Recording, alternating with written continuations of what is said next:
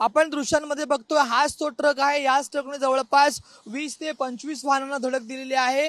नवीन बोगद्यापासून ते अगदी फुटबॉल पर्यंत जवळपास 2 ते 3 किलोमीटरच्या परिसरामध्ये येणाऱ्या सर्वच वाहनांना या ट्रकने धडक दिलेली आहे। अचानकपणे या ट्रकचा जो आहे तो ब्रेक फेल झाल्या कारणास्तव हा प्रकार घडलेला आहे। यामध्ये जवळपास 22 जण जे आहेत ते जखमी झाले। त्या 22 जणांमधली एक महिला जी आहे त्या महिलेचा जो आहे तो मृत्यू झालेला आहे। आपण पाहतोय दृश्यांमध्ये हाच तो ट्रक आहे आणि या ट्रकचा जो आहे तो ब्रेक फेल झाल्या कारणास्तव जवळपास 20 ते 25 वाहनांना या ट्रकने धडक दिलेली आहे। त्यामध्ये जवळपास 22 जण जखमी झाले। त्यामध्ये एका महिलेचा जो आहे तो मृत्यू झालेला आहे।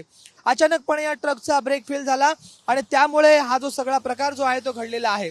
व्हिडिओ जर्नलिस्ट योगेश सावंतसह राज वैश्व point TV9 Marathi, Raigad, Mumbai Pune expressway.